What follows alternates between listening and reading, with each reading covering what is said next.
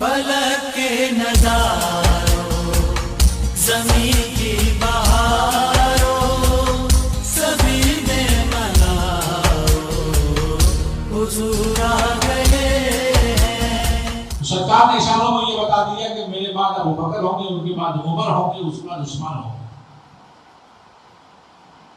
خلافت کے بعد۔ سرکار دو جہاں صلی اللہ علیہ وسلم کے بہت سارے صحابہ اور سب کے انداز الگ الگ تھا۔ حضرت ابو ذر غفاری صحابی رسول تھے، ان کا انداز یہ تھا کہ وہ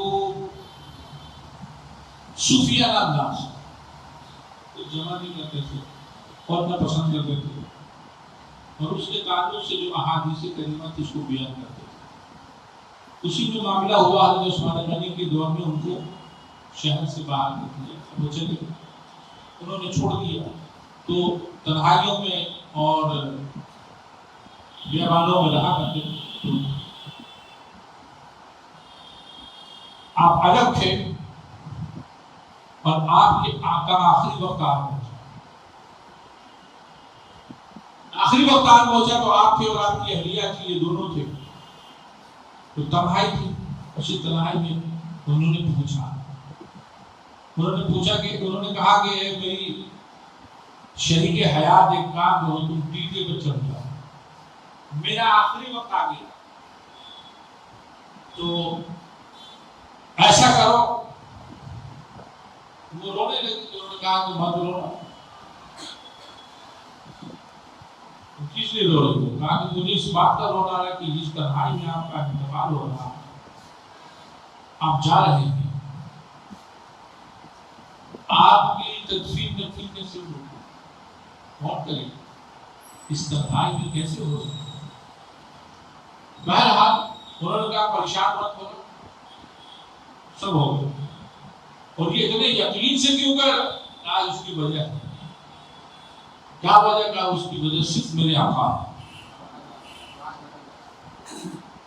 رسول کائنات کا کیا وجہ بتائیے پوری بات۔ انہوں نے کہا کہ میرے آقا تھے اور ہم لوگ 3 آدمی تھے اور حضور صلی اللہ علیہ وسلم کے ساتھ چل رہے تھے، تو حضور نے فرمایا کہ ایک شخص کی جب موت آئے گی تو وہ تنہائی میں ہوگا، اور جب اس کا انتقال ہو رہا ہوگا تو مسلمانوں کی ایک جماعت اس کے پاس آئے گی، وہی اس کی تکفین و تدفین کرے گی، نماز جنازہ پڑھائے گی۔ کہا کہ یہ حالت میرے ہم 3 آدمی اور 2 آدمی کا انتقال ہو چکا ہے، ان کے ساتھ ایسی صورتحال سچویشن نہیں ہوئی تھی، اب صرف میں بچا ہوں تو یہ سچویشن میرے ساتھ ہونی ہی ہونی ہے۔ اپنے اوپر بھروسہ نہیں تھا، آپ پہ پورا بھروسہ، حضور نے کہہ دیا ہے بات غلط نہیں ہو۔ کہا بی بی سی کے جاؤ، ٹیوی پہ چڑھو اور دیکھو کچھ لوگ آ رہے ہیں۔ کہا کہ آپ ٹھیک ہے، لیکن ابھی تو کوئی حج کا بھی موقع نہیں کہ حاجی لوگ آتے جاتے رہتے، ابھی کوئی موومنٹ کا ریزن نہیں سمجھ میں آ رہا کہ کون آدمی آ جائے۔ انہوں نے کہا ایک ریزن ہے، اور وہ ریزن یہ ہے کہ حضور نے فرما دیا تو وہ آنا ہی آنا۔ خیر وہ ٹیلے پہ چڑھ گئی، انتظار کریں، وہ دیکھ رہی دور سے کچھ لوگ آتے ہوئے دیکھے۔ اب وہ ان کے انتظار میں بیٹھی رہی، وہ لوگ آتے رہے، آتے نزدیک پہنچے اور اس کے بعد ان سے ملے اور پوچھا، تو انہوں نے کہا کہ بھائی ایسا ہے کہ اللہ کے رسول صلی اللہ علیہ وسلم کے ایک صحابی ابو ذر غفاری ہیں یہاں، ان کا سبحان اللہ ہم لوگ ملنا چاہتے ہیں، آپ ملاقات کر دیجیے، ان کا آخری وقت ہے، نزا کی کیفیت ہے، آپ ملاقات کر لیجیے۔ تو ملاقات کے لیے گئے، ان سے ملے۔ حضرت ابو ذر غفاری نے فرمایا کہ سنو، میرا آخری وقت ہے، تم لوگوں کو میری نماز جنازہ پڑھانی ہے، مجھے کفن دینا ہے اور مجھے دفن کرنا ہے، یہ تمہاری ذمہ داری ہے، کوئی اور ہے نہیں۔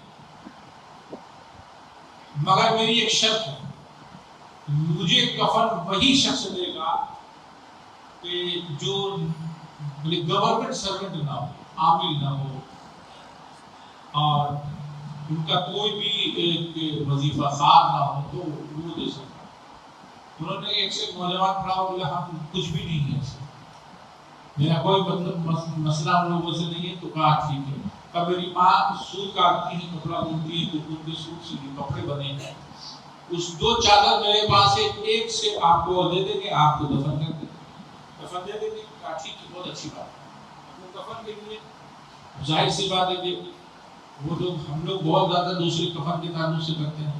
حضرت ابوبکر صدیق کا انتقال ہوا تو انہوں نے کہا کہ مجھے پرانے کپڑے میں کفن دینا، کیونکہ نئے کپڑے تو جو لوگ ابھی باحیات ہیں ان کو ضرورت ہے، ان کو کرنا، میں تو کر رہا ہوں زیر زمین، تو مجھے پرانے ہی کپڑے میں۔ یہ ان لوگوں کا زہد تھا، دنیا سے بے رغبتی تھی، تو ان کو بھی ایک چادر ملی تو اسی میں کفن ہوگی۔ تو حضرت ابو ذر غفاری کو انہوں نے پھر ان کا انتقال ہو گیا، ان کو انہوں نے غسل دلایا اور اس کے بعد ان کو کفن پہنایا، نماز پڑھائی، نماز جنازہ کے بعد تدفین فرمائی۔ یہ آقا نے فرما دیا تھا، وہ ہو کے رہا، اور اللہ کے رسول صلی اللہ تعالی علیہ وسلم کو اللہ نے جو بھیجا تو وہ سراپا معجزہ بنا کے دیا، اور ان معجزے کی بھی جو کیفیت ہے وہ کیفیت تمام نبیوں کے معجزوں سے بلند و بالا تھی۔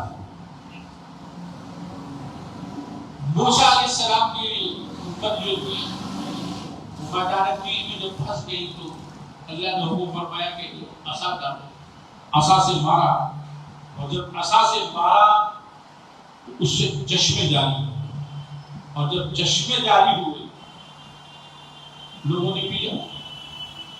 لیکن جب اللہ کے رسول صلی اللہ تعالی علیہ وسلم کی بارگاہ میں پہنچی تو سرکار ایک جگہ ٹھہرے، 1600 آدمی تھے، اور جو کنواں تھا وہ پہلے ہی اس میں سوکھ گیا، پانی ختم ہو گیا۔ تو اللہ کے رسول نے فرمایا کسی کے پاس کوئی پانی ہے؟ کہا ہاں یا رسول اللہ، تھوڑا سا پانی ہے۔ اس کو لایا، پیالے کو رکھا، حضور نے اپنا دست مبارک اس میں رکھا، اس برتن میں، اور اس کے بعد اس میں پانی ابلنے لگا۔ زمزم بھی پیا ہوگا آپ نے۔ موسیٰ علیہ السلام نے پتھر پہ جو عصا مارا اس سے چشمے جاری ہوئے، وہ بھی زمانے میں لوگوں نے پیا ہوگا۔ اور زمزم جو ہے حضرت اسماعیل علیہ السلام کی ایریا گرمی تھی تو اس جگہ سے زمزم پھوٹا تھا، لیکن ایک ایسا پانی بھی اللہ نے عطا فرمایا ان صحابیوں کو جو نہ کل عطا فرمایا گیا تھا اور نہ اب کب فرمایا جائے گا، اور وہ پانی سرکار کی انگلیوں سے نکلا، انگلیوں کی گھائیوں سے نکلا، اور حضور صلی اللہ علیہ وسلم اس برتن میں ہاتھ رکھے ہوئے تھے، اور پانی ہے کہ ابل کے نکل رہا، جیسے لگے کہ چشمہ جاری ہو گیا۔ لوگوں نے خوب پیا، خوب پانی جمع کر لیا۔ جب 1600 آدمی کے لیے پانی کافی ہو گئی تو حضور صلی اللہ علیہ وسلم نے اپنا ہاتھ نکال لیا، اس میں جتنا پانی پہلے تھا اس میں بھی اتنا ہی پانی تھا، یعنی کہ اگر کوئی آدمی پانی پیے 1 لیٹر پیے گا، 1 لیٹر جمع کرے گا، کم سے کم 2 لیٹر تو ہونا چاہیے۔ اگر آپ دیکھیں گے تو 1600 آدمی 2 لیٹر کتنا ہو جائے گا۔ اب اس کو آپ دیکھ لیجیے کہ وہ اس سے پی رہا ہوگا، تو اتنے لیٹر پانی حضور کے دستے مبارک سے ملی، اور وہ پانی ایسا مقدس ہوگا کہ حضور کی گھائیوں سے، انگلی کی گھائیوں سے، اور لوگوں نے اس کو استعمال کیا، اور حضور نے ان لوگوں کو سیراب کر دیا کہ پینا ہے جتنا پینا ہے پی لو، اور اس کے بعد جتنا پینا ہے، اور اس کے بعد آپ نے اپنے دست مبارک کو ہٹایا اور بتا دیا کہ میں چاہوں تو اپنے ماننے والے کو کبھی رہنے دو، نہ رہنے دو۔ وہ بھی ضروری تھا تو یہ بھی ضروری ہے۔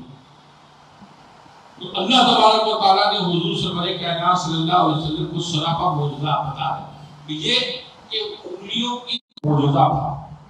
اللہ کے رسول صلی اللہ تعالیٰ علیہ وسلم نے حضرت حسین ابن حضیر کو چہرے پر اور سینے پر ہاتھ پھیرا تھا، وہ ایسے منور ہو گئے تھے کہ آپ اگر اندھیرے کمرے میں ہوتے تھے تو آپ کے چہرے کی چمک سے اندھیرے کمرے میں روشنی رہتی تھی. بلا شبہ وہ بڑی بات ہے، لیکن اللہ کے رسول نے صرف ہاتھ پھیرا تھا کہ وہ چمک پیدا ہو، ہمیشہ چمکے، وہ چمکدار ہو گئے. لہذا اگر کسی کو چمکنا ہے تو اللہ کے رسول صلی اللہ علیہ وسلم کے قدموں سے لگے رہنا ہوگا اور سرکار شفقت اپنے سر پر رکھنا ہوگا. ایسے اعمال کیجیے کہ حضور خوش ہو جائیں گے تو نوازنے میں چمک ان کی باقی رہے گی. چمکے ہیں تو غوث پاک خواجہ غریب نواز چمکے، حضرت جنید بغدادی چمکے، حضرت ابوبکر شبلی چمکے. یہ سب سرکار دو جہاں صلی اللہ علیہ وسلم کی دست مبارک اور آپ کے قدم مبارک کی برکت تھی کہ ان کی چمک آج بھی ہم لوگ محسوس کرتے ہیں. اور سرکار دو جہاں صلی اللہ علیہ وسلم کو اللہ نے جو معجزے عطا فرمائے وہ بھی بے مثال ہوتے ہیں اور وہ بھی بہتر ایسے عرفہ معجزہ تھا کہ اس کی کوئی مثال نہیں ہے. حضرت یوشع بن نون جنگ کر رہے تھے، جمعہ کا دن تھا اور سنیچر کو اس وقت جنگ مانا تھا. سورج ڈوبتا تو بند جنگ نہیں ہوگی. حضور نے فرمایا، حضرت یوشع بن نون نے دعا کی، اللہ تھوڑی دیر سورج اور روک دیں تاکہ آپ فتح بھی کریں، ورنہ سنیچر کے پوجا کا مسئلہ پھر التوا ہو جائے. اللہ تبارک و تعالیٰ نے سورج کو روک دیا. اور ادھر معاملہ یہ تھا کہ حضور سرور کائنات صلی اللہ علیہ وسلم کے لیے ایک بار سورج روک دیا گیا اور ایک بار ڈوبا ہوا سورج نکالا گیا. معراج کا جب واقعہ ہوا تو حضور سرور کائنات صلی اللہ علیہ وسلم نے فرمایا، لوگوں نے انکار کر دیا کہ اب ایسا کیسے ہو جائے گا. آپ فرما رہے ہیں کہ وہاں اتنا دور گئے آپ مسجد حرام سے مسجد اقصی یعنی کہ انقابہ سے لے کر کے مسجد اقصی چلے گئے فلسطین کی سرزمین میں اور وہاں نماز پڑھے، وہاں سے پھر آ گئے. ایسا کیسے ہو گیا؟ تو حضور نے فرمایا کہ میں نے ایک قافلہ دیکھا، وہ بدھ کے روز آ جائے اور جو دن تھا وہ گزرنے والا تھا کل آ جائے. بدھ کے روز آ جائے گا تو منگل کا دن تھا، وہ سورج ڈوبنے والا تھا اور اس کے بعد اللہ تبارک و تعالیٰ نے وہ دن، سورج تو ڈوبنے والا تھا لیکن دن کو روک دیا. تو فرمایا کہ فزید لہو فی النہار، ان کے لیے سرکار کے لیے دن کو بڑھا دیا گیا. وحبست الشمس، اور سورج کو روک لیا گیا.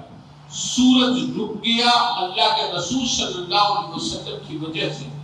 اور پھر وہ مغرب سے پہلے غروب آفتاب سے پہلے روز جو ہے وہ آگے تو یہ غروب آفتاب ہو جاتا ہے تو دن بدل جاتا ہے. بدھ کے دن سرکار نے فرمایا تھا کہ بدھ کا دن بدلا نہیں، اسی دن آ گیا. دوسرا کہ حضور سے بڑے کائنات سے مقام استحباب ہے. حضرت علی کے زانوں پہ سو رہے تھے اور عصر کا وقت تھا اور پھر وہ وقت گزرتا چلا گیا یہاں تک کہ سورج ڈوب گیا. اور جب سورج ڈوب گیا تو اللہ کے رسول صلی اللہ تعالی علیہ وسلم کی آنکھ کھلی. حضرت علی رو رہے تھے، ان کی آنکھوں سے جو آنسو نکلے سرکار کے رخسار مبارک میں گئے. آپ کو پوچھے کیوں رو رہے؟ یا رسول اللہ عصر کا وقت ختم اور نماز شروع ہو رہی ہے تو مجھے رونا آ گیا. حضور صلی اللہ علیہ وسلم نے فرمایا اچھا ایسا ہے. تو حضور نے سورج کو اشارہ فرمایا، سورج واپس لوٹا. اور اس کی تفصیلات میں یہ بیان فرمایا گیا کہ سرکار نے اس کو کھینچا، جیسے لوگ پتنگ کو کھینچتے ہیں تو کھینچتے ہیں، تو اس طرح سے کھینچا تو تھوڑا سا واپس لوٹا. اور جب سر واپس لوٹا تو حضور نے پوچھا حدیث مولا علیہ سے اتنا کافی نہیں حضور تھوڑا اور. حضور نے پھر کھینچا اتنا کافی نہیں حضور تھوڑا سا. سرکار نے پھر کھینچا تو سورج واپس لوٹا اور اس کے بعد حضور نے فرمایا اتنا پیچھے گئے اتنے میں نماز ہو گئی کہ ہاں یا رسول اللہ. پھر انہوں نے نماز پڑھی. اللہ کے رسول صلی اللہ تعالیٰ علیہ وسلم کے لیے سورج رکا بھی اور ڈوبا ہوا پلٹ بھی آیا اور وہ بھی ان کے اشارے سے. اللہ تبارک و تعالیٰ نے یہ ایسے معجزے عطا فرمائے جو کسی نبی کو عطا نہیں فرمایا. ان کی یہ شان بہت ہی اعلیٰ ہے. فلک کے نظاروں زمین کی بہار